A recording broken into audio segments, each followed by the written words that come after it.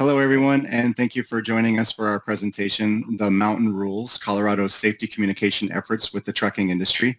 Today's presentation is brought to you by the Transportation Learning Network and the Commercial Vehicle Safety Center.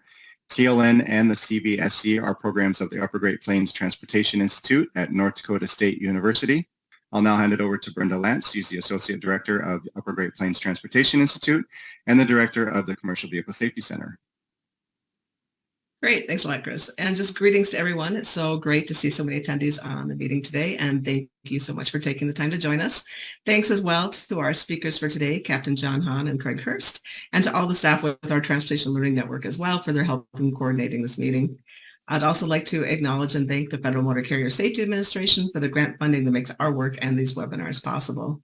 For those who don't know me, as Chris mentioned, I'm Brenda Lance. I'm the Associate Director of UGBTI, as well as the Program Director for our Commercial Vehicle Safety Center. So the webinar today is going to help us to understand the partnerships and efforts in Colorado to inform and educate trucking companies and drivers on the challenges of driving in Colorado's mountains. Suggestions for topics for future webinars are always welcome. So if anything comes to mind during this webinar or at a later time, feel free to contact me. And so with that, it is my pleasure to introduce our speakers for today. Captain John Hahn is the commander of the Motor Carrier Safety Section with the Colorado State Patrol, and Craig Hurst is the manager of the Freight and Mobility Safety Branch of the Colorado Department of Transportation. I will turn it over to you guys to get us started. All right, good afternoon. My name's Craig Hurst, as Brenda said. I just want to go over a couple of the topics we're going to go over today. So we'll do a quick introduction. We'll talk about what the Mountain Rules is. And then Captain Hahn will dive into some of our issues and priorities. And then I'll go over how we developed this series. And then we really want to open this up to discussion about ideas that we have for next steps and how we can look to partner with folks on the call to help get this message out, but also maybe expand on this message a bit. So as Brenda said, my name's Craig Hurst. I'm the manager of CDOT's Freight Mobility and Safety Branch. Captain Hahn will be the first to speak, and I'll let him jump in here. Yeah, good afternoon or morning is the case. I guess it's probably afternoon for everybody, or most everybody, but yeah, I'm Captain John Hahn. I'm the commander of the Motor Carrier Safety Section of the Colorado State Patrol, and been in this world for some time now in the commercial vehicle safety world, and I just want to thank everybody for tuning in and the opportunity to chat with everybody today. So first, I'd like to just recognize this great partnership. We've been working on this since late 2018 with our first kind of public presence in 2019. This has continued to expand, and we have a great partnership, obviously with the State Patrol, but also with the industry in Colorado through the Colorado Motor Carriers Association.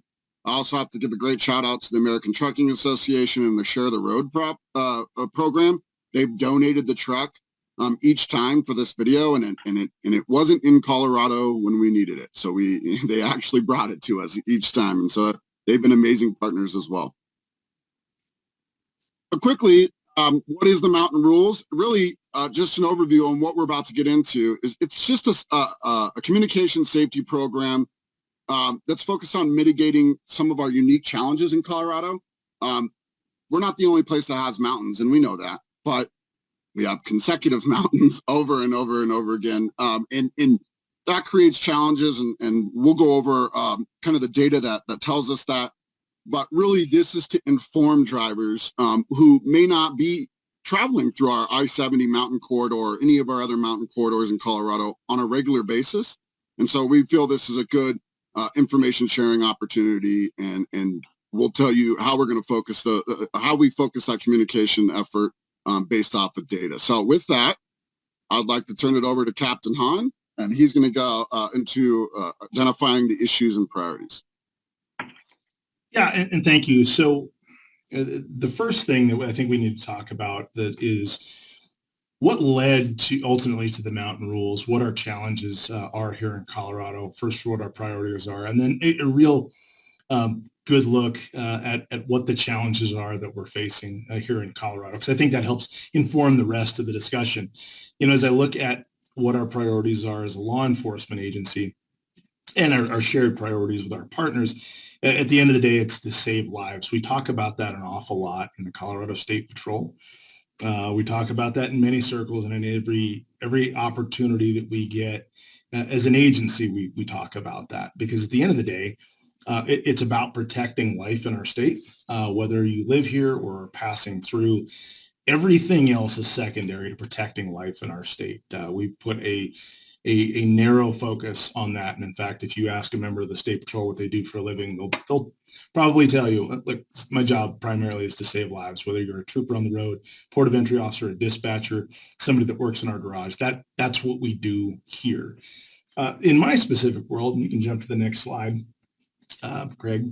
In my specific world, that and my counterparts in CSP Hazmat, also in the CSP Port of Entry, is we have a focus on CMV crashes. Now, this is a look at what our CMV crash picture has looked like in recent memory, dating back, 11 years.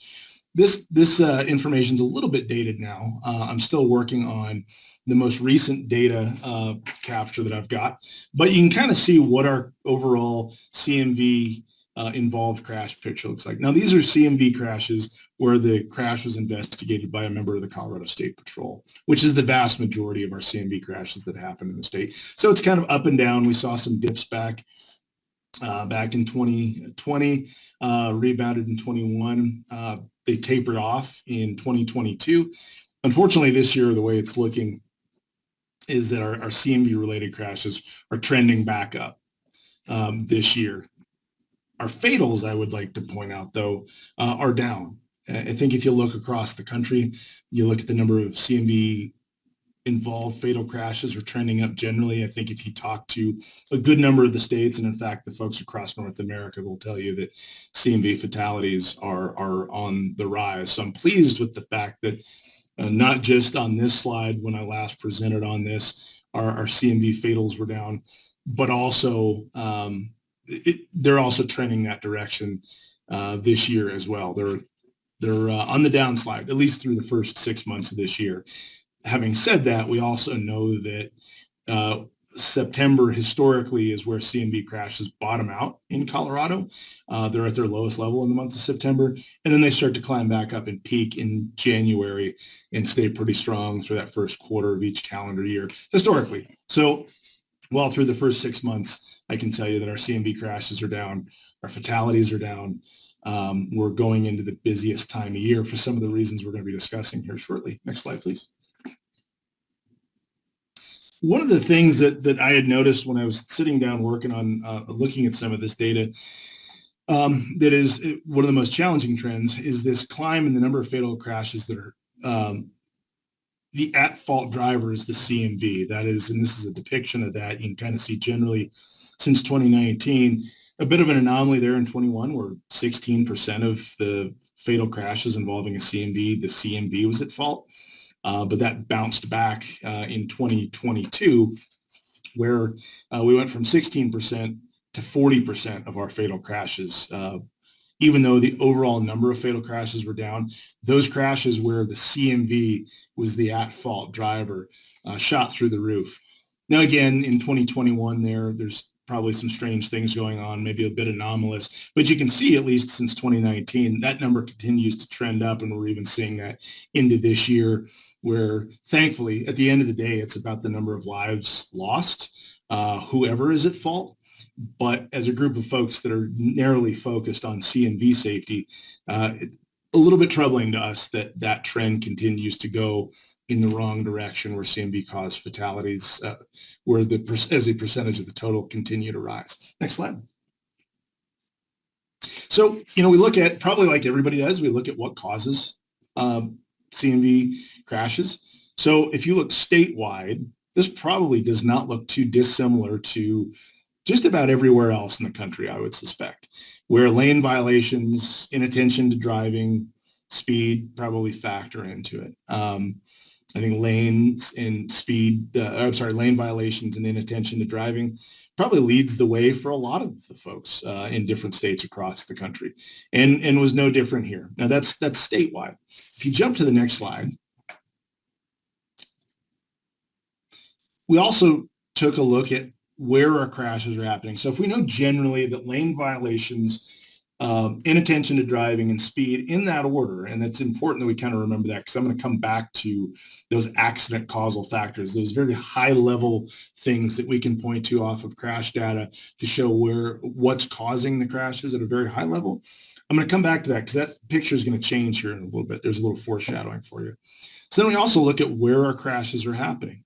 And so this is a depiction of all of our crashes across the state of Colorado by road code. Our terminology, but basically what road that they're happening on. Where are we having the single biggest or the biggest issues for CMV caused crashes? And that big line in the middle of the screen there that is really hard to miss is the I-70 corridor. Now we have some other, if I were to ask you, in fact, I was just having a discussion with one of my sergeants before we started the presentation today, where he thinks our biggest issue is. And he would tell you that it's I-70. But looking at it depicted graphically like this, I think demonstrates for this group, or should demonstrate, what an overwhelming issue we have with the I-70 corridor. Certainly, other highways throughout the state of Colorado are of concern. Highway 160 and Highway 50. And we have what, 9,100 center lane miles of state highway and 58,000 county road miles in our state. This illustrates that I-70 is not just an issue, but it is the most significant issue that we wrestle with. Next slide. So let's talk about I-70. If you're not familiar with it, people say, well, yeah, you've got mountains. I get it. We have mountains too. And certainly you do, whether you're from Nevada, California, Montana. I see that we've got somebody from Montana in here. Hello. Good afternoon to you. So there's mountains everywhere, but to kind of walk you through, if you've never driven the I-70 corridor, it's 449 miles from Kansas to Utah. And if you came in from Kansas, you'd be in the Great Plains of Middle America, rolling fields of agricultural land. You'd get into then the city of Denver, the Denver metropolitan area that's not too unlike any other city that you drive through, bustling traffic, highway interchanges, and so on. And then just as you get not too far from where I sit, in fact, I can look out my window and see the mountains just to the west of me, you'd start climbing pretty quickly. In fact, that picture that is in the upper left portion of your screen is part of that first climb up into our mountains. Where that picture is taken in the upper left corner, that's 5 miles up the road, probably a little less than that, 4 miles up the road from where I sit, and I sit in the middle of the city. So you'd climb up, and then you'd descend something called Floyd Hill, which is incidentally the place where we have the highest number of injury and fatal CMV-caused crashes along the I-70 corridor. You'd go down that steep grade around a sharp left-hand curve, go through some tunnels, through Idaho Springs before you started to begin up Georgetown Hill, another steep climb. It would level off a little bit, and then you'd find yourself climbing up to the Eisenhower Tunnel, about 11,000 feet, where the interstate goes through the Continental Divide, the very top of North America, through a hole in the mountain. Then you'd come out the other side, out of the Eisenhower Tunnel, on the tunnel grade, which is 7% grade for 10 miles. You'd descend that, you'd pass 2 runaway truck ramps, the most used runaway truck ramps in North America, incidentally, before you got to Silverthorne and Dillon, 2 communities at the bottom of that grade. You'd wind around, then you'd go back up to 11,000 feet to Vail Pass before you'd descend that, passing a couple of truck ramps, hang a hard left-hand curve through the city of Vail, the Vail Valley, but you wouldn't be done yet. Up ahead, and if you see in the upper right portion of your screen there, that's Glenwood Canyon.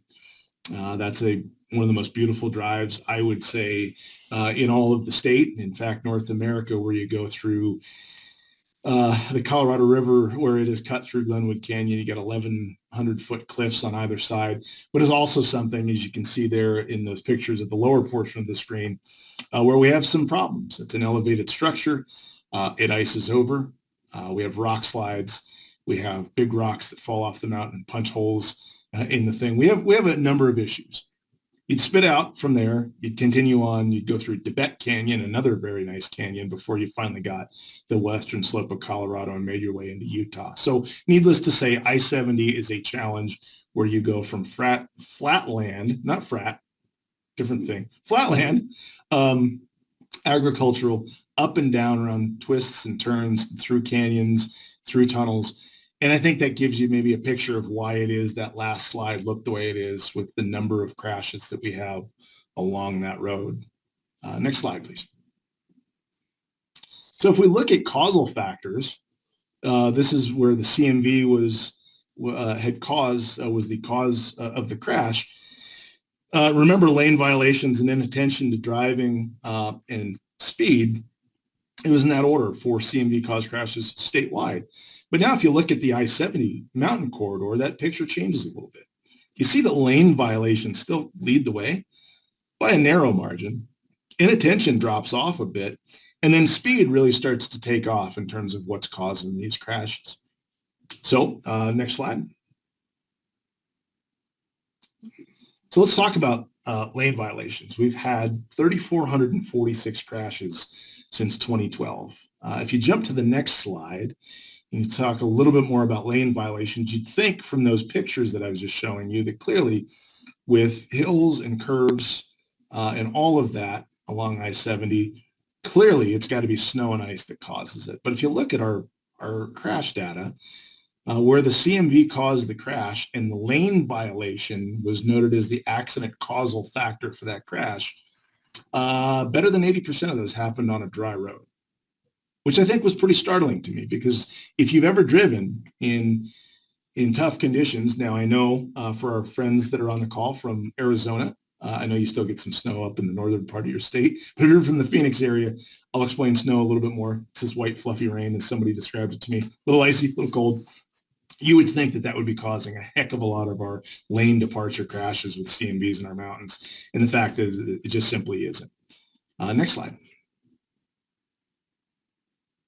So if we know lane violations are causing crashes, and we know it's dry roads, so it's not folks hitting the ice, cool. What do we do with that, right? That it's the then what part of it that I'm really interested in. And so we spent some time really diving down into our crash data. We spend a lot of time looking at accident causal factors, or whatever that terminology is in your state or where you do business. And yeah, lanes and lane violations and following too closely and all of those kinds of things, those higher level things. But we never seem to spend a whole lot of time talking about human contributing factors. And if your crash reporting is anything like ours, it's a multi-page document. The document that we have that just talks about how you fill out a crash form in the state of Colorado is, I think, 306 pages long on how you fill out that form. But there is a side block on there. There's data that is captured that talks about human contributing factors. There's other things that, in the investigating officer's opinion, may have contributed to that crash. And I think that's where we start to reveal some of the things that we can better do from an outreach standpoint. So let's look at lane violation crashes. It's in front of you there. All sorts of things pop up. But the two things that really jump off the page at me are inexperience and a lack of familiarity with the area along the I-70 corridor. Now, again, that road description that I gave you, I gave you that to give you a better picture of what that road looks like. In addition to the pictures, you might start to understand what the issue is there, the driver inexperience and lack of familiarity with the area. Next slide, please. So in fact, for all crashes on the I-70 corridor, while we have, a relatively small number of them, 24% are distractions, because there's a lot of attention being paid right now, rightly so, to the issue of distracted driving.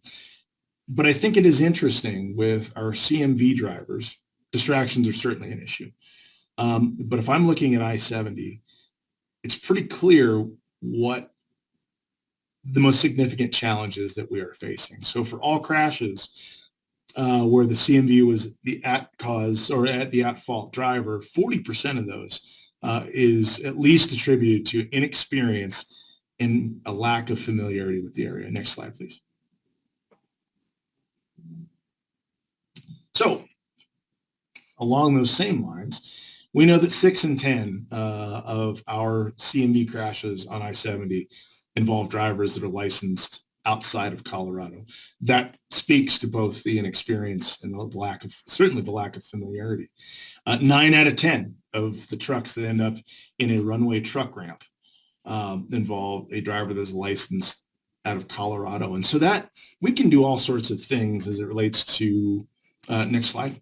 We can do all sorts of things in terms of enforcement. I can tell you that the number one issue that I have on I-70 with commercial vehicles is speed. Far and away, speed is my biggest issue.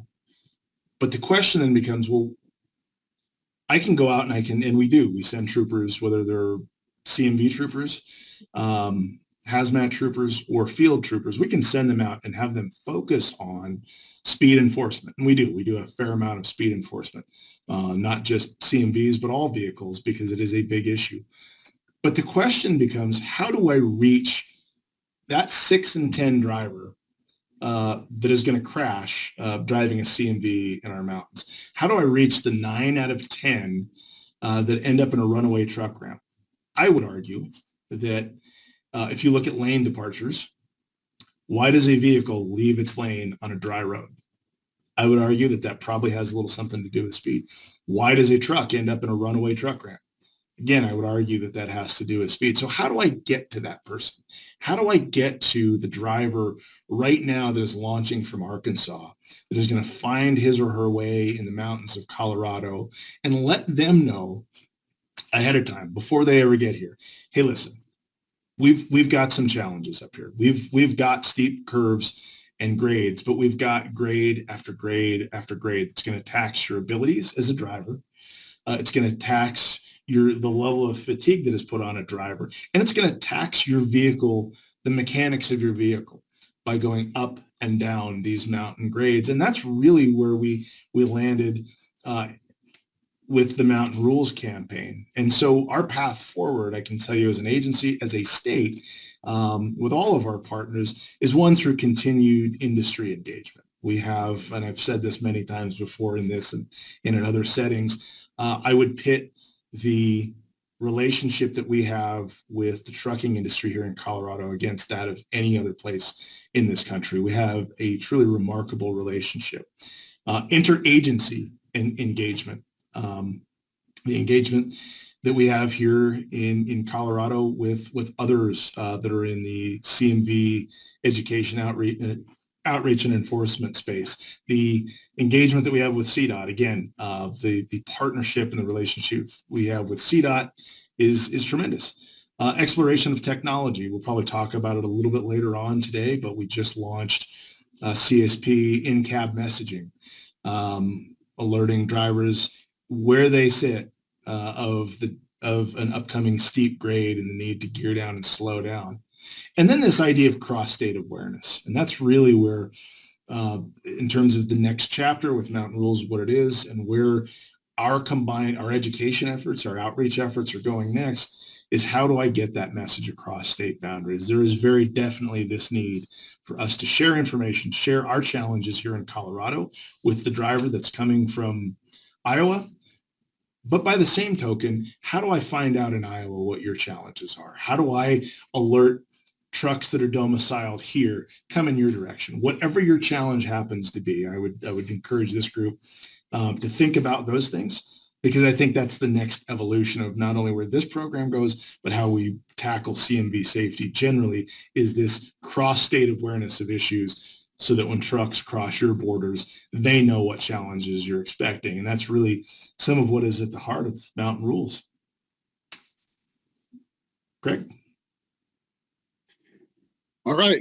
Thank you, Captain Hahn. And I think Captain Hahn just did a great job kind of explaining how we got to developing this Mountain Rules Trucks video series.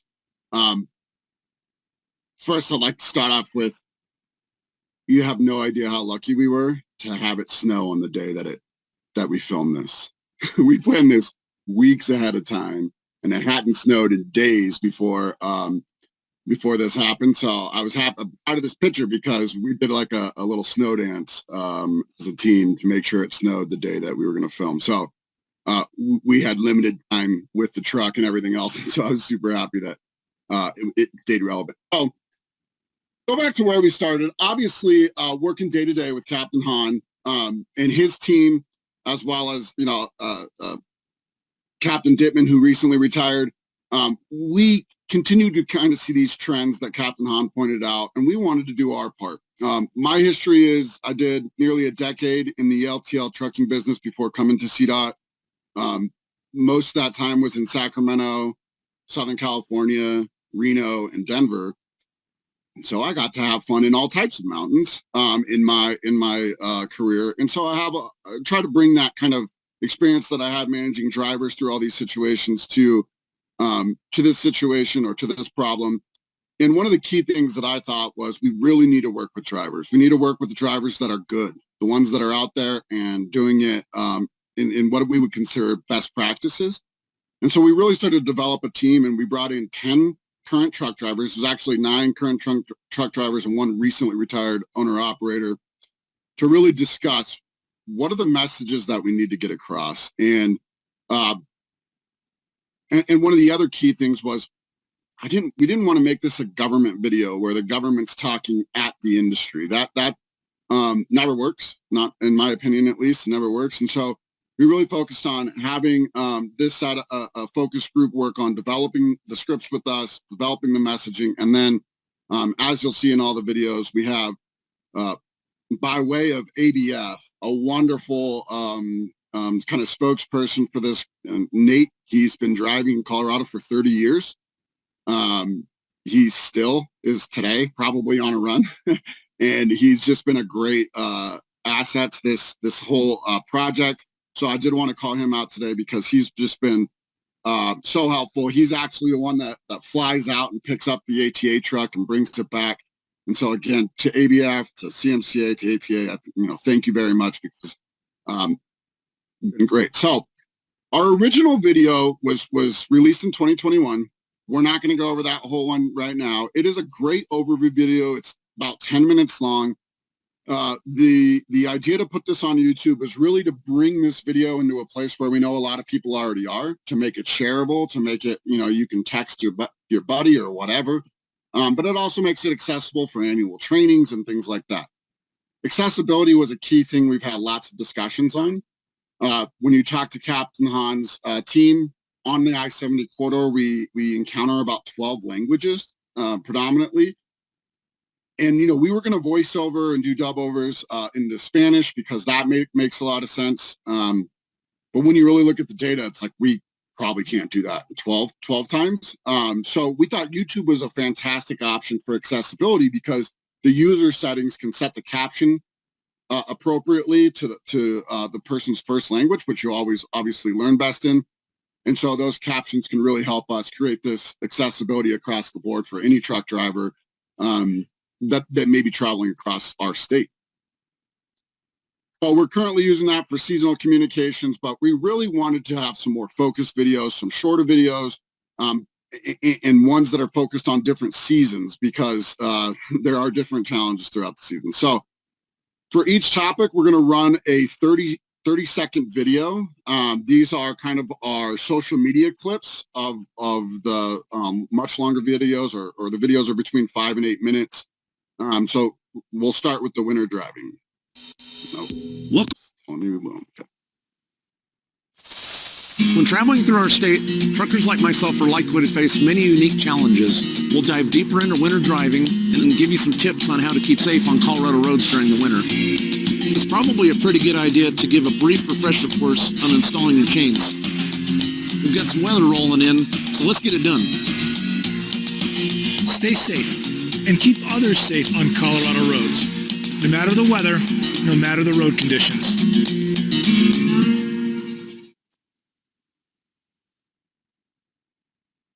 All right, so that's just the 30-second clip for our mountain winter driving video for the mountain rules. The key topics that we're covering there's a a bit of a confusing piece to Colorado's chain law. So we have two separate chain laws. We have a chain law that requires all truck drivers, no matter the weather conditions, carry chains on the I-70 corridor, basically through the main area that Captain Hahn described from C-470 all the way past the Vail Canyons and Glenwood Canyon. You must carry chains on your truck from September 1st to May 31st each year. No, it'll be 85 degrees, but you have to, the law says you have to have chains on your truck from that time, because quite honestly, it snowed last September. It snows every, it could be 85 today and a pretty bad storm up at 11,000 feet tomorrow, or could be 75 today and snowing in the mountains, 75 in Denver and snowing in the mountains. So that's what we call the Colorado chain law. But then you also have the active commercial motor vehicle chain law, which means there's actively you need to put chains on, not just have them on your truck, but actually have them on your tires, fixed and ready to roll. At this sign that you see on the screen there, from that point forward, we need you to put chains on. And so you'll see those signs as you approach our chain stations, but from that, there's a difference between the seasonal chain law and then actually having to have them on to proceed down the highway. So we go into some explanation on that. We go into like what clarifies the chain law being active. Obviously, we talk about these variable signs and kind of the fixed locations. And some people will say, well, if I go past that sign, aren't I breaking the law? Maybe by the letter of law, yes, but we're asking you to put chains on at the nearest safe location. And so, we try to explain that a little bit and clear up any misconceptions there. Also, we do a very brief, I will say this isn't the most in-depth chain training class ever, but it does give some good reminders on how to chain up at the basic level. It warns of very fast changing conditions. The tunnel that Captain Hahn talked about, the Eisenhower Johnson Memorial Tunnel, it's the highest tunnel on the interstate system. And we're not kidding when we say it can be sunny on one side and a complete blizzard on the other. And it's a 2-mile tunnel basically, and it can, and there's a ski resort on top of it, and it can change pretty quickly between the two locations. And so, also high winds and all the other challenges that you expect from changing winter conditions. But we also did some suggested supplies. You can plan very great, and the conditions can get so bad that you can get stuck in your truck for a while. You want to make sure people are prepared to be in this climate. We did it as somewhat of a comedy joke, but it's also true. We find people in Tommy Bahama shirts and flip-flops trying to put chains on at times. So you'll see Nate in his Tommy Bahama shirt and flip-flops for a second there in the video, because we really want people to be aware that once you get to elevation, it is really hard to get back warm if you get out of your truck. And so suggested supplies was big for us. Speed. We're going to talk about speed in every video. And then giving others space, both on the road and while people are putting on chains. Unfortunately, we had a fatality of a truck driver who was putting on their chains, and a car lost control, and it slid in to the truck driver, and we never want to see that. So that's just as important as giving space, so you have time to stop. You really need to give space as others are putting on the chains, and that Colorado's move over law will be talked about here in a couple slides. The other thing that I need to call out is our other guest on these videos, and that is the chief, our chief of the State Patrol, Captain Hahn's boss. Colonel Matt Packard was very gracious in, being part of this video series for us. We thought it was really good for Nate to talk about the message as a truck driver, but then bring in someone like the chief that is 6'11" or 7 feet tall. To kind of say, hey, but if you don't follow the rules, there are consequences. And I think it's a good reminder. And quite honestly, the mountain rules is a play on words. There are rules to doing it right in the mountains. And if you don't, the mountain kind of rules you, and that might be your only opportunity. And so we want to really try to show how serious it is without, being too blunt. So the next video is about hot brakes. A lot of what Captain Hahn talked about. 92% of our runaway truck ramp incidents are from CDL drivers from other states. It's a really hard thing to do in training, to simulate mountain driving. If you don't have mountains to go practice in, I don't know that a simulator or anything like that is going to quite give you the same thrill, but also challenge. And that lane departure is a key figure in those safety statistics that attribute to these crashes. But a lot of that is because drivers are not properly downshifting automatic trucks. They may not be appropriately using their engine or Jake brake. And really they're relying solely on, using that brake pedal, and that friction doesn't end up well for truck drivers, when you have these repeating steep grades that you have to go down and then climb back up and go back down. Oh, this quick video. Welcome to Colorado and the Mountain Rules video series. I'm Nate, a professional truck driver from Colorado. It's important to do a thorough pre-trip inspection before your drive. Your safety should be top of mind throughout your trip. Turn on your hazards, get in the right lane, and enter the truck ramp straight on. Our main priority is to save lives on the road, maybe even yours.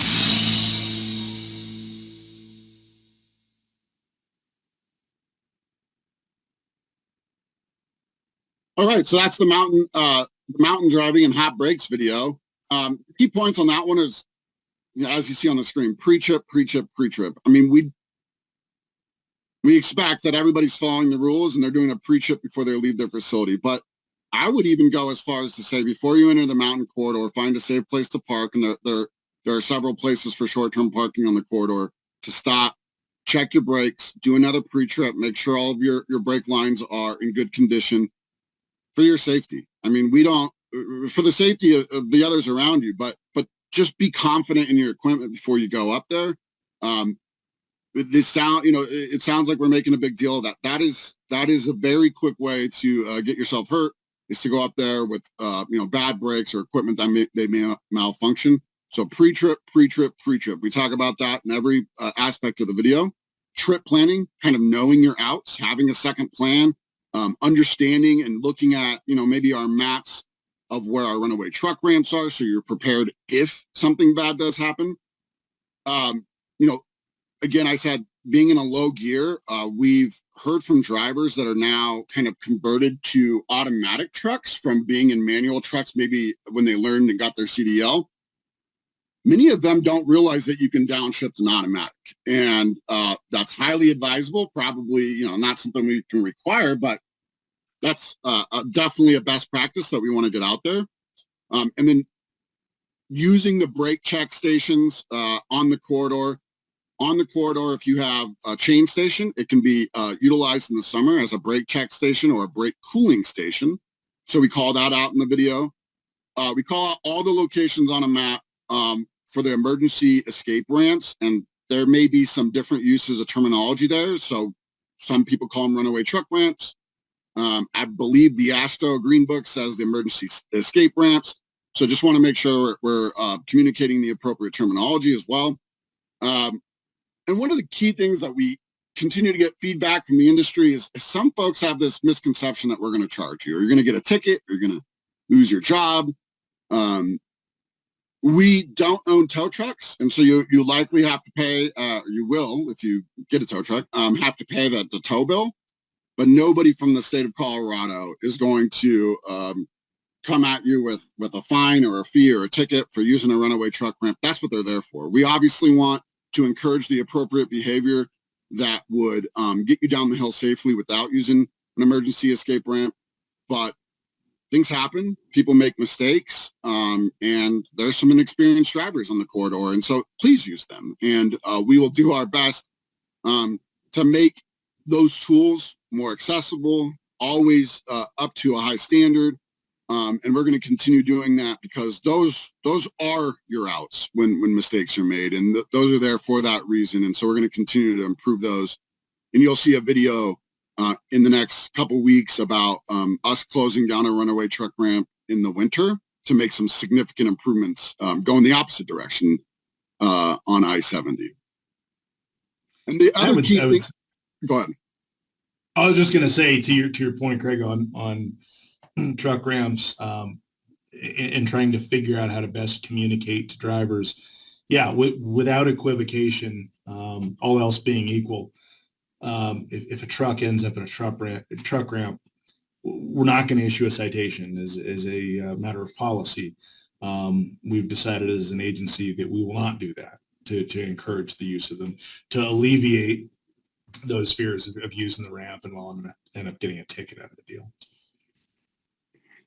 Yeah, and I think two last things to point out is we definitely call out that I-70 is not our only challenge in Colorado. I-70 is easily the most traveled upon mountain corridor, but we can name off pass after pass that has a state highway on it as well. And so places like US 50 on Monarch Pass, they also have runaway truck ramps. Wolf Creek Pass on 160, that's pretty scary. We have Fear of the Wolf program for that mountain pass. And really that is a challenge that's universal to our mountain corridors. And so we want to call that out, but we also know that most of our visitors in the state that are traveling through are going to be seeing these challenges mostly on I-70. One thing to call out here is that truck was going about 90 miles an hour in the picture. Not by choice. They lost their brakes several miles back. And the reason I call that out is the barrels worked. They made it all the way to the top of the hill, and the barrels worked. That was a brand new designed and improved Vail runaway truck ramp. I don't think it had been open for 2 months from the redesign and rebuild. And that truck had a bunch of construction material on the back. It was at 80,000 pounds and hit it going about 90 miles an hour. And so they work. Most of the time they work before you get to the barrels, but they absolutely do work. And our engineers are constantly looking at, the material in the arrestor bed and all of the other aspects to building, designing, and maintaining a good emergency escape ramp are constantly being looked at. But case after case, they do work. They sometimes, and I would say pretty frequently, can get out of the runaway truck ramp situation with very limited damage, maybe like a fender or something that is fiberglass or plastic. Yeah, you might lose that, but it's so much better than the alternative. All right, and the final video from this phase of the series is on construction zone safety. I think if you are in and around the road and working on the road out there, you understand just how challenging roadside safety can be, whether it's construction or it's in our law enforcement partners out there doing their job to keep us safe. The construction zone safety video, we'll play it here right now, focuses on those key areas. Truckers like you and I need to be very careful, especially when navigating construction work zones. Speeding can get you pulled over and will likely result in a ticket. But in construction zones, fines are double. Do you know what the Colorado Move Over Law is? The best part, the law now protects truck drivers like us too. So come on, let's hit the road.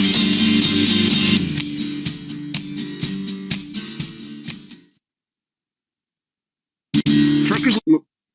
All right, so the key things in those videos, key topics are to take that extra caution. Obviously, we have to condense lanes and we have to have barriers and everything else in the road, and it makes for far less outs if a mistake is made, and you can feel that congestion kind of creep in as you're driving. So slow down and take extra caution, not just for construction, but at any vehicle that's on the side of the road that has somebody outside of it, flashing lights, whether it's our law enforcement partners, our first responders, road crews, or just another citizen that has a broke down car with their lights flashing.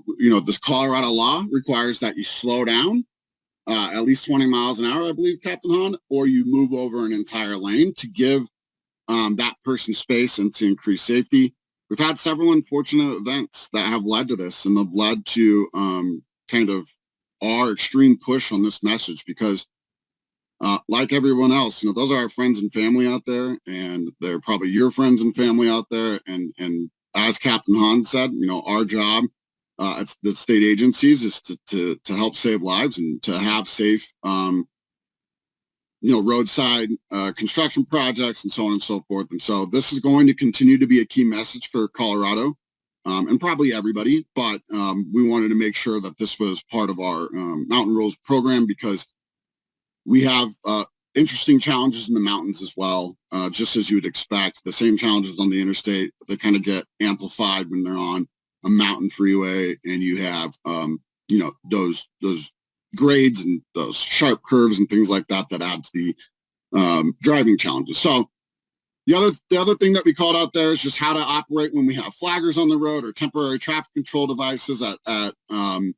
projects that may be metering traffic. And then really the key thing to all of these videos is where can I find these tools? And that leads us to some of the supporting documentation that we've built and developed. All of these are now ADA compliant. If you have ADA compliance rules for your websites, we've been working our butts off to make sure all of our documents are up to ADA compliance standards now. And so we are sharing these. We're using QR codes. All of these have a backside with maps on them.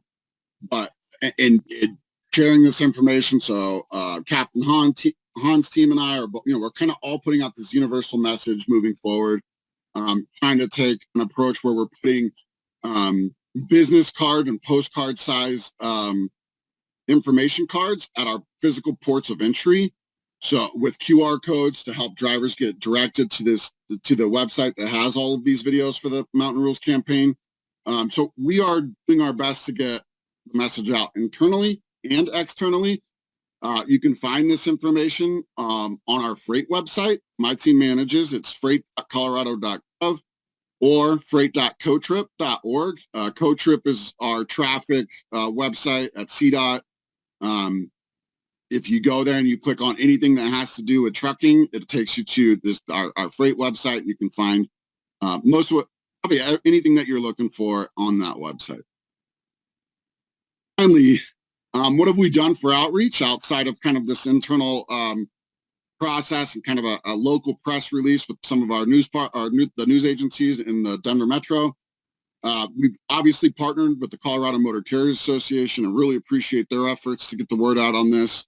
The American Trucking Association, the Truckload Carriers Association, some other state associations around, especially around the West Coast that we had connections to. We reached out to Transport Topics and Freight Waves. We're working with Road Dog Radio, and I'm trying to get a spot on that to talk about this. American Association of State Highway Transportation Officials, or AASHTO, and WASHTO for the Western Association. I participate in those groups, and so we've been pushing the message out there. And like I said, we did a general press release at our headquarters where Captain Hahn and I spoke about this program to let Coloradans know to help us get the word out. But what I think we'd like to do is reach out to this group as well, and some of our partners at other state agencies, whether it's law enforcement or DOTs or anybody focused on safety, on what can we do collectively, expand this type of message, and does it work in your state? Are there other ways that we can partner and maybe take a more regional approach? And I think the Mountain Rules, whether the pictures and the video may not align, but they probably do apply in places like California, Nevada, Montana, Idaho. All of the Mountain West, at the very least, has very similar challenges. But you can also look at regional challenges in other places around the country, maybe best practices for when a hurricane's coming in and everybody's needs to get out of town. That can obviously create some traffic issues, and what are those best practices and how do we respond? All those things can be, we think, discussed in the future, but we'd really like to open it up for discussion and questions so we can have a discussion about what are the next steps and how can we make this benefit as many people as possible. I would add, when Craig and I talk about, we spend a heck of a lot of time talking about this kind of stuff and how we can amplify the message. But like he pointed out, and as I was talking about, he talked about taking a regional approach to some of these problems. I think that's a great path. The other piece of this is how do we, the thing I would throw out to the group is how do we collect from everyone, whether it's regionally or by state, what your issues are. And here's where I'm going with that. One of the things that we did in Colorado, the Colorado State Patrol is responsible for new entrant safety audits for those that know what those are. So all of the new entrant safety audits conducted on new carriers in the state of Colorado are done by a member of CSP. We've incorporated the mountain rules into the new entrant program here in Colorado. With a link to the materials. We've put it in our ETA packet that we provide to them.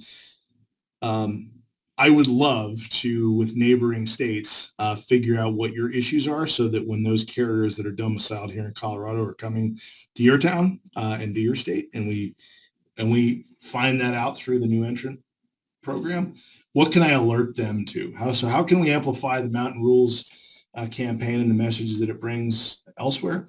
But then, how do we learn what your issues are so that we can educate drivers when they're headed your way or when they're headed our way from your state? Great. Thanks so much, Captain John and Greg. Really nice, really great presentation. Lots of great information. So we do have a number of questions in the chat, and I see you've been answering a couple of them as we're going through, but we'll get to those in just a second.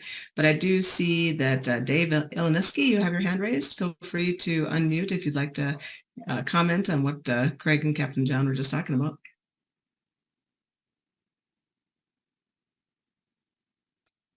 Dave, did you mean to have your hand raised? Chris, can you allow people to unmute themselves? Yep, I'm working on it. Cool, thank you. Okay.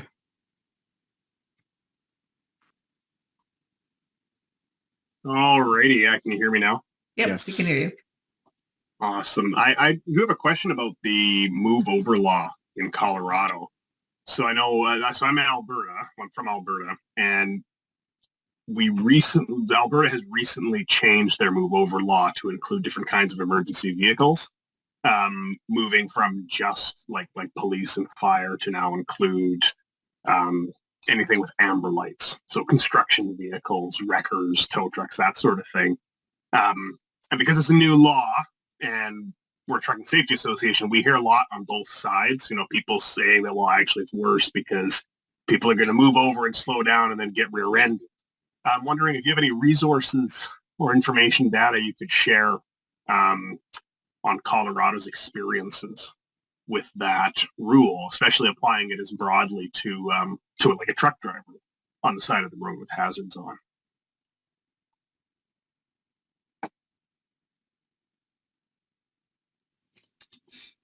I can start. I don't have any data off the top of my head that I can point to as far as that law leading to crashes. I can do some digging around and see what we might have. I don't have anything off the top of my head though that because we'd heard some of those same things as that initial law was being passed in our state legislature, and then that comes up anytime we have some sort of a bill that will strengthen that to include recovery vehicles and so on. So don't have any hard data. I don't know, Craig, do you have any?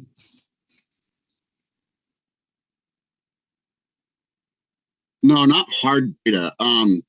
But I think that's going to come over the years because our law happened a couple years ago, and then it has been enhanced twice since then. Similar to what you're talking about, Dave, is that it started for our law enforcement partners and has been enhanced a couple times since.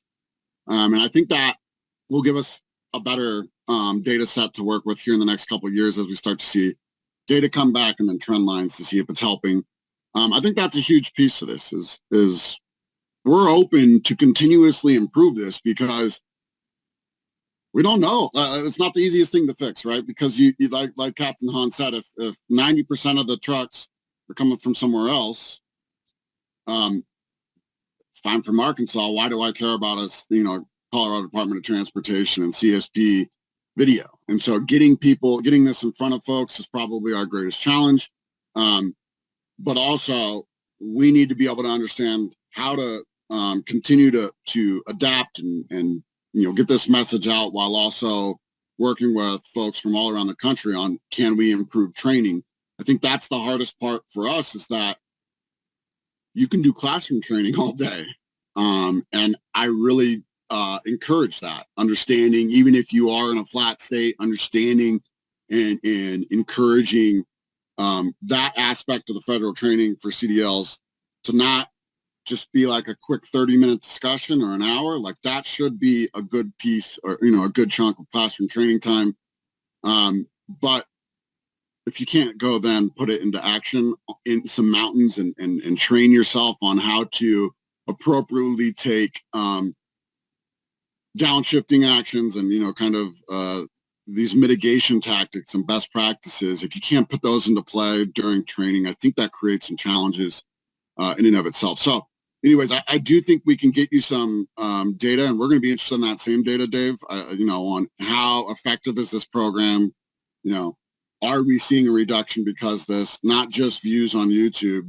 I don't expect a government safety video to go viral, but we do want to try to get a good amount of views on this so we can ensure that this message is getting out. And hopefully most of those views aren't my mom and dad proud of their son, making a video or something like that. It's actual truck drivers passing this along to their buddies, in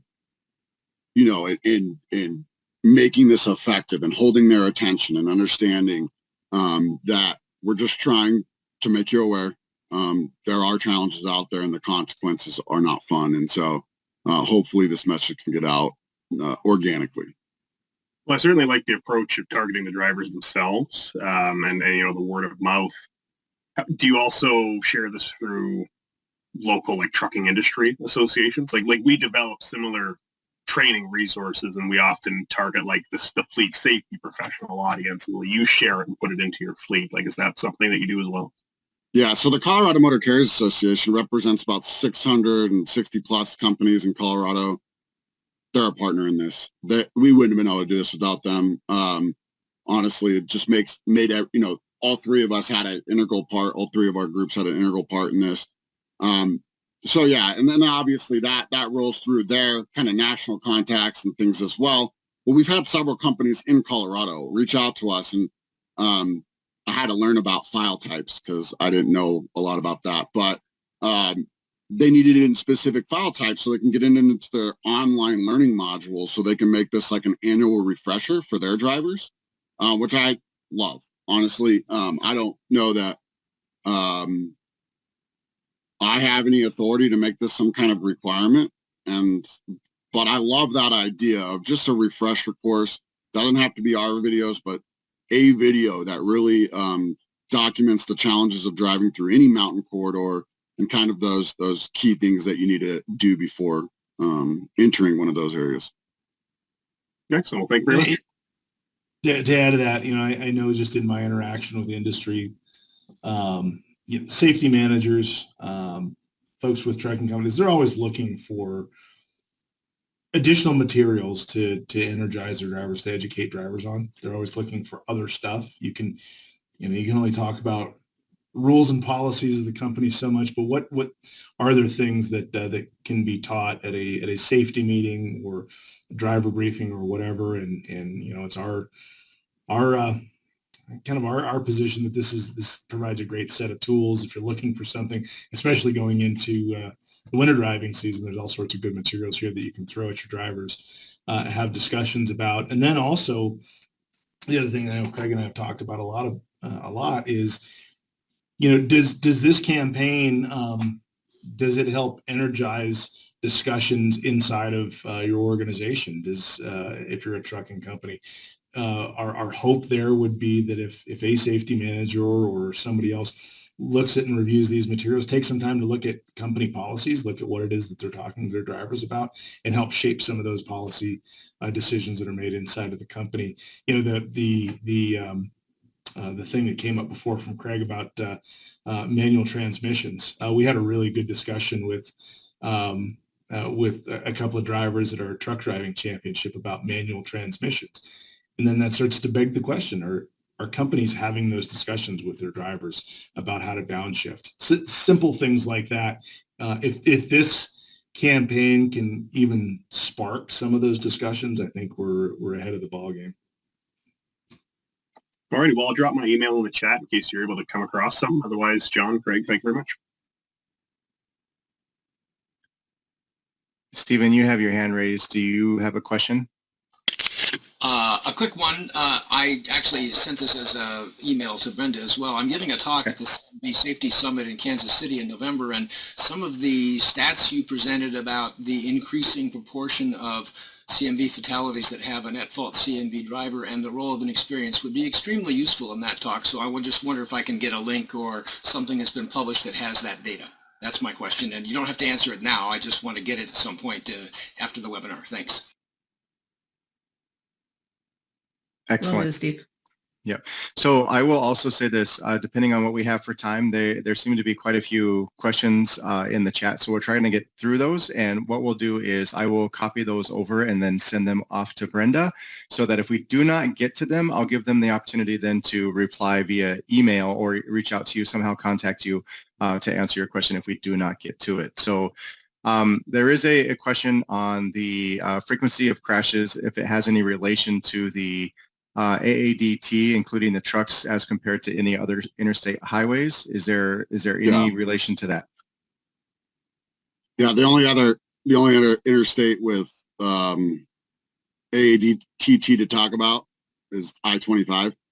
It has a lot different challenges than I-70, but we only have I-25, I-70, and I-76 in Colorado because we're just a square state.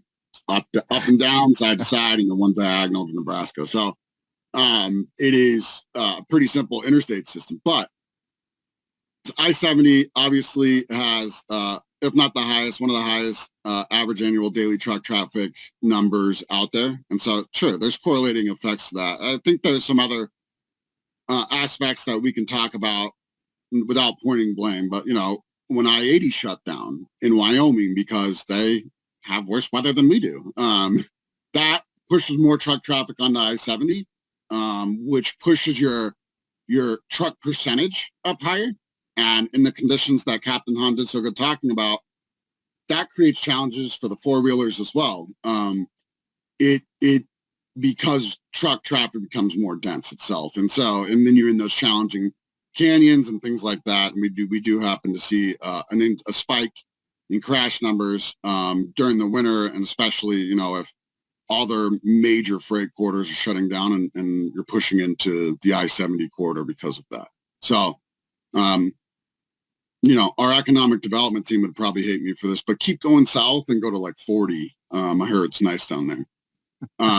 It's, you know, I, of course, want you to travel through our state, but it can be an incredible challenge if you see a storm forecasted. It's, you know, everywhere from I-70 north is probably not going to be fun. And so, yeah, keep going south. And then this one comes in as a enforcement thing. Do you have any problems with truckers not putting on their chains when you've made it very, very clear that they are required? This seems to be a challenge in the area that they're speaking in Oregon. And I believe it's also an issue in Washington, spending quite a bit of time there as well. So how do you address that?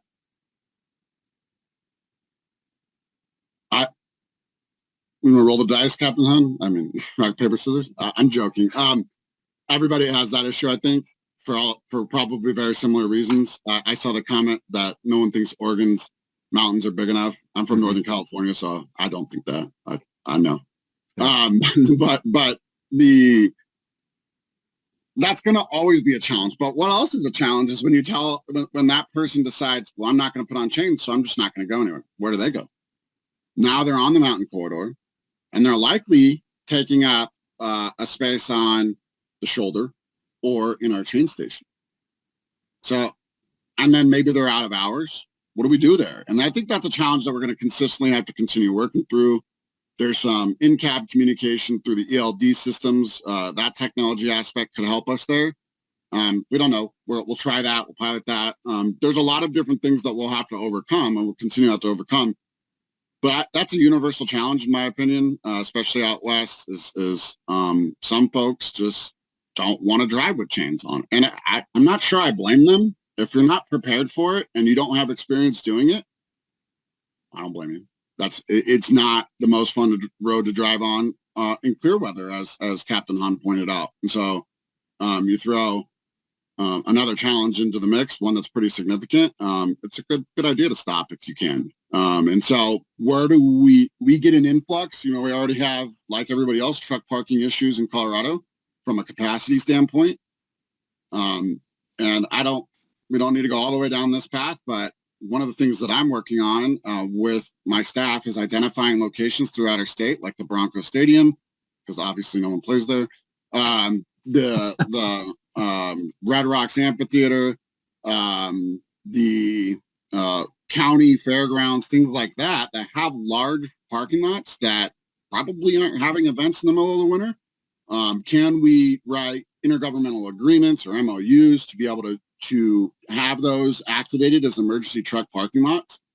And I think those IGAs and MOUs really help protect whoever we're coupling with for some of that liability that really keeps people from wanting to do truck parking. And we're hoping that we can bring, temporary facilities in. So like porta potties, obviously, and things like that in these situations, because that is a challenge. And if you're, asking trucks to either put your chains on or don't, if that's one of the options, you should probably have a safe place for them to park. We really need to consider that and continue to work on efforts to create those locations, because the worst case scenario is one that we experienced in my career at CDOT. We had something that I always think is cool, bomb cyclone, which I never had heard that term before, but it's when 3 storms kick our butt at once. And so our last one that we experienced, there was 75 trucks in a row on one of our interstates. And that's a lose-lose situation for everybody involved, obviously. We can't plow the roads to get around you and to get you back going. And then obviously we're talking about a human health situation for long-term being stuck in a truck. Not a good situation at all. So let's try to create a mutually beneficial situation where we can have at least the basic facilities available in a safe place that we can plow a direct path to, and give us some time to get those plows working, and we'll get it open quicker in that situation. And so I'm hoping to really push that program forward in 2024.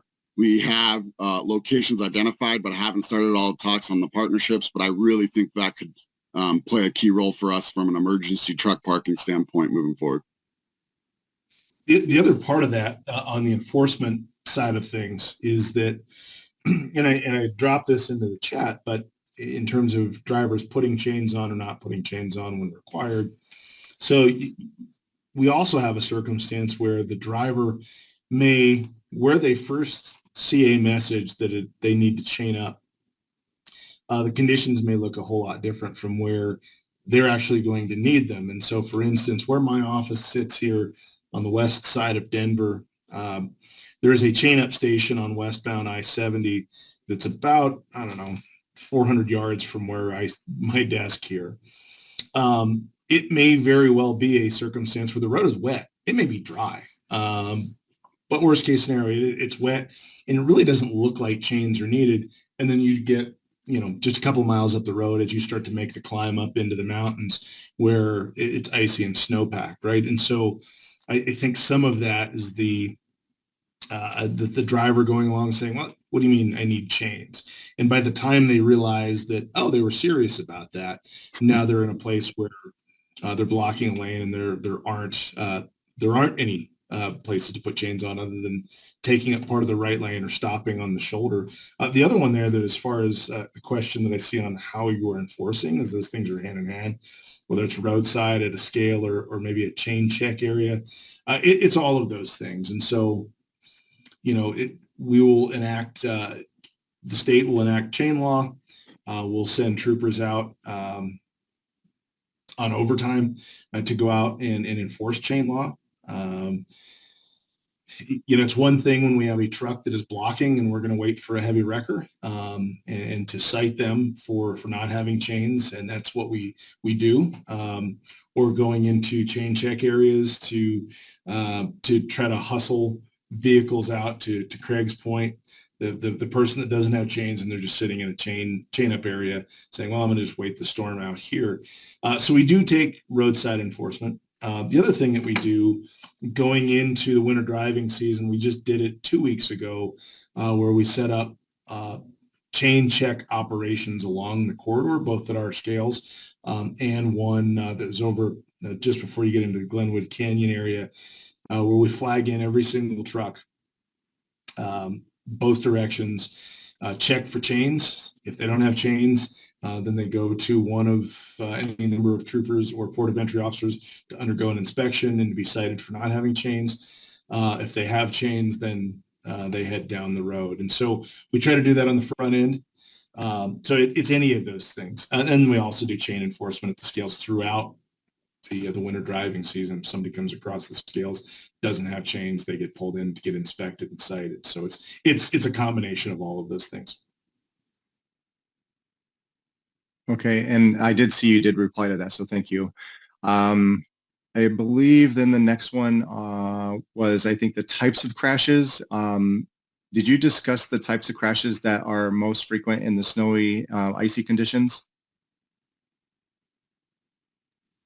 As far as trucks, this one was referring to our jackknife crashes. So specifically, are those more frequent in the snowy and ice conditions? So do you track the types? We do by first harmful event and mechanism of crash. And I don't have that. I don't have it readily available, but I can plug that into my whiz-bang little spreadsheet here and pivot by type of crashes, and would be happy to get that information back to everybody if we have that. That should be pretty easy to get to. Okay, and I'm going to guess, and I saw a few things before I started scrolling through the chat to get back to the top. Towards the end, there were a few ideas in there on social media and putting it into the entry-level driver training materials that are there. What about different languages? Are you offering maybe some of this education in a different language? So we're working on converting our supporting documentation to English and Spanish, but that was the key part on YouTube was, the CSP data from a citation standpoint, or just talking with the trooper that is up at our tunnel and does a lot of enforcement on I-70. His data shows it's about 12 primary languages that he's regularly experiencing on the I-70 corridor, and I would love to do this dubbed over in 12 languages, but I don't see that being possible. And so I think that the user settings on YouTube allow you to put the captions in your preferred language. And I think that's key. That was always key for us, is that preferred language, although it's not dubbed over and speaking to you, you can read the captions. And, people have said to us, well, to get a CDL, don't you have to be able to read and write in English? Sure. But is that your primary source of learning? I think your first language is the best way to learn this type of information. And if you are someone who are coming here from another country trying to learn how to do a proper pre-trip and all of those other things that are required to be a professional truck driver, I think communicating effectively in your first language is probably the best thing for us to do. And so we're hoping, we haven't gotten any negative feedback in that sense yet, in terms of YouTube doesn't have the language I needed in.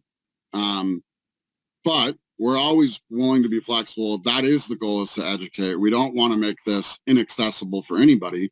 But obviously we need to hear what's needed outside of that. But yeah, I think universally in Colorado, we're trying to do bilingual just to be able to get that message out to Spanish-speaking Coloradans, as well as, we're doing that on almost all of our websites. And so we might as well be kind of on the front of that with this education opportunity as well. Okay. I did start a poll. When you do leave the event, you will be sent to a link to provide an evaluation on today's feedback. But if you'd like to do it through the polling feature here, we have that available. And then you may receive a follow-up email with that link in there to do the survey as well. So as we continue on, I'll just leave that running in the background. Is the C.W. McCall training on crossing the mountains still available and still applicable? That's a really good question. So crossing the Rockies, I believe this is the reference, and if not, please correct me. Crossing the Rockies was maybe a DVD that was handed to me a month after I started at CDOT. And I always liked that idea. And CMCA, the Colorado Motor Carriers Association, was an integral part. I wasn't here then, so I can't tell you if they built it on their own or who built it, but that's where this comes from. I mean, that's where this starts, right? Is that exact same training where they're understanding, those challenges, they're communicating those same challenges that we are. They're new challenges on I-70, and they're new ways to communicate. And that's kind of what pushed us to do this and get it onto YouTube and so on and so forth. Is one of the things we call out is don't get off on the Silverthorne exit. That's a really bad idea, and that's so specific to this. To our experience, being working for the DOT or the state patrol, we've seen the results of that. The town of Silverthorne has seen the results of that, and it usually is a truck taking a nap on its side when they do that, and that's obviously not what we want to see out of anybody. And so that's a key thing for us. A couple other things that I saw that we can really touch on quickly. In the comments, and I think they're great ideas. We are on that path, but there's also a lot going on. QR codes at truck stops. We have contacts that we're going to work through. We're going to try to do that in an appropriate manner, not just show up and do that. But we've also thought about fuel islands having kind of a protective sleeve with a magnet on the back, and you slide in your mountain rules QR code and a little bit of information about it and slap it on a fuel island pillar. I think that's an excellent idea. My freight planner, Erica Denny, her family owns a trucking company, and so she's born and bred kind of into this stuff. She really knows what she's talking about, but she just sent me a message the other day. We need a list from the Department of Revenue of all the truck driving schools in Colorado so we can get this out to them immediately. Don't disagree. Just haven't checked that off the list yet. We think that's a really good place to pass it on, and hoping that they can pass it through their networks to get it, spread out throughout the country as well. So those are great ideas. We have used things like LinkedIn, obviously our personal LinkedIn, but we are on a communications plan for CDOT. I know Captain Hahn's organization will happily share this as well on social media. And we're kind of asking for anybody who's interested to help. Well, we made those 30-second videos for that purpose, and aren't shy about sharing it. We don't care if you share it. We encourage you to share it. And that's kind of the goal. Credit goes to the industry in Colorado, in my opinion. Captain Hahn and I have some data that led us down this path, but the industry has really promoted this. They really want to be able to tell their fellow truck drivers of these challenges. Nobody likes to see a truck get in a crash on the news. None of us in the industry. It's never a good thing for anybody. And so we want to promote this through the industry. I mean, again, I try to say it at the beginning. We don't want this to be a government video talking at the industry. This is a true partnership. We're listening. We're trying to make sure that we're not, using the wrong lingo and all these other things just to make this feel genuine and organic, because it really is. We really want to be part of the solution and get the message out because we see these challenges. We're not flattening the Rockies, so they're not going away. And so it is important that we continue to share this message and try to create these partnerships and promote this for everybody's sake. And along those lines, has there been any kind of traffic calming devices or implementation practices put as you are approaching some of these, we'll say the inclines, the declines, and then the curves and things of that nature? So are you using any calming practices? Yes. So there's a couple things, and Captain Hahn, I think, briefly touched on that, and I'm gonna let him dive deeper into his in-cab stuff. But that's what the Mountain Rules first action was. Is we did a pilot with the pre-pass and drive-wise, pre-pass safety alliance and drive-wise. We already had a relationship with them for our ports of entry. So in 2019, in August 2019, we started a static in-cab communication program. So we identified key challenges using the same safety data that Captain Hahn did. And if you are a subscriber to the in-cab messaging, you would get maybe a mile or a mile and a half setback message to try to change behavior, to start that downshifting process now. Don't wait till it's too late, especially as you're coming out of the tunnel. You heard Captain Hahn say that the runaway truck ramps going down Straight Creek, which is a 9.9 mile up to 8% grade. Those are getting that behavioral change before you get out of the tunnel and have to slam on your brakes and get them really hot at the top. It's key to start that behavioral practice further back. Our tunnel also has several overhead variable message signs that we're constantly reminding truck drivers to shift into a lower gear. The speed limit turns to 35 miles an hour pretty quickly as you're coming down. So yeah, I think we are using variable message signs, fixed sign locations.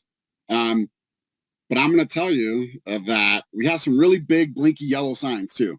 They're great. When your truck's out of control, you're likely going to be in tunnel vision, staring at the road, trying to maintain your lane and not die.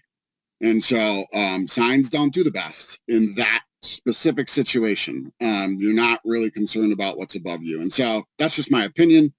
I think we need to do everything that we can. One of the key things that we talked about when developing an in-cab notification system is over-communication, especially if it's beeping or anything like that. We're trying to keep your eyes on the road. So we're using very limited number of words so it can be ingested almost immediately. And we're using the same MUTCD certified, what would you call icons, iconography, whatever it is, to be able to make them recognizable, again, so it can be ingested quickly. But I also know, just from working with truck drivers for a long time, if you're over communicating, they're going to throw a towel over their ELD and turn it on mute. Like I would, and I don't blame them. And so you only want to communicate when it's really serious, when they really need to pay attention, additional to what you'd expect, and give them a warning. So we're careful there, is what I would say. That's a great opportunity for technology. But if not used appropriately, it could fall flat on its face. Yeah, message fatigue, and we started down this path with in-cab messaging. Message fatigue was one of the things I was most concerned about. So we're being very careful about locations where we set those geofences up. Our first one launched here recently within the last week.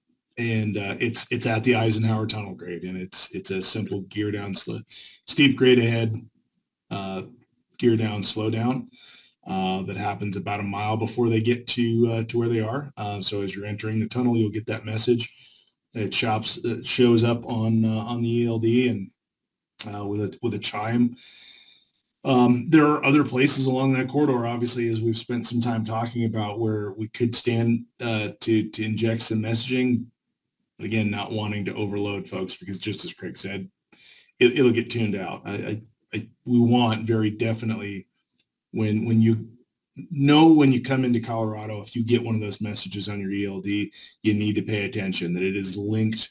You're entering a high crash area where there's a lot of rubble from previous crashes, folks that didn't do what we're suggesting that you do. The other, back to the discussion on other languages, the other nice part about that particular in-cab messaging is it'll communicate also in Spanish and French.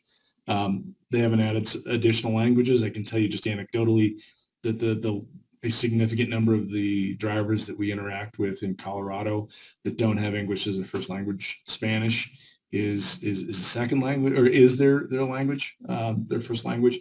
So the fact that something will communicate with them in their language was particularly of interest to us, and I understand they're going to be adding more languages here in the not too distant future. I think one final point on the in-cab messaging that is relevant to this bigger discussion. We used it as in our pilot. We had really severe fires in Colorado, and that led to some really severe rock slides in Glenwood Canyon and really severe road damage, which was going to lead to a multiple week shutdown. And that is our corridor. That is the kind of the lifeblood east to west for us. And so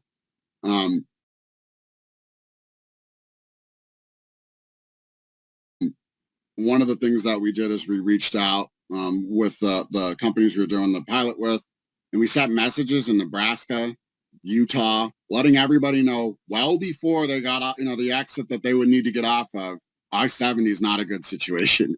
If you have a delivery west of the incident, obviously you have to get there. But Glenwood Canyon was closed, and being able to communicate that or a significant event while somebody is still, they don't have to turn around, they can make that decision to go on 80 or go a different direction. I think it's vital for all of us to be able to start talking about that cohesiveness regionally and things where when there's an incident in Colorado, we're not asking Utah to do anything, but we're going to let them know that, hey, we're going to throw up some ELD messages we're going to geofence those in Utah. When someone is on I-15 and has that opportunity to get on 70, we're going to let them know that they should maybe pull over into a safe place and figure out if that's a good idea. And so I think that's could be key for dispatchers and drivers alike, especially drivers of smaller companies that may not have, a big corporate dispatch center backing them up. Someone asked too, kind of, how are we communicating, when a chain law is up? That's a challenge in of itself. We have all these variable message signs. We have a cotrip.org, which gets, when you push the button to turn on the chain controls on I-70, it also updates our website. But my team also has, I think it's 11,000 text subscribers for our chain alerts. So it's text and email, depending on your preference. And so we're texting folks the road segments that chains are going up on. But if you don't live in Colorado, are you really signed up for that? And that's another part of our issue. And we have these tools, but nobody wants that information when they're at home in Missouri. Like that doesn't matter to them. And so we have great tools for Coloradans, but they're a challenge to be able to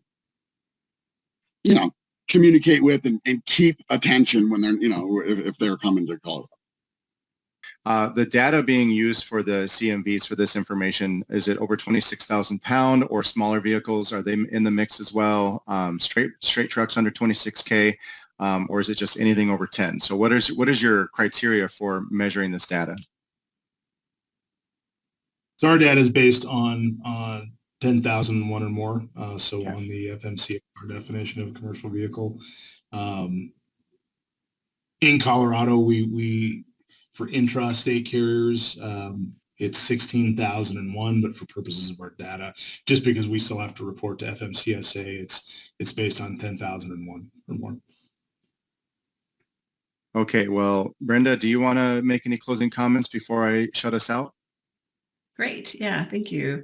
Yeah, I just want to reiterate again that, thanks so much, Captain John and Craig, for your presentation, all the great discussion today. Yes, plenty of questions. As Chris mentioned, we didn't quite get to all of them, but we'll definitely follow up with those that we weren't able to get to.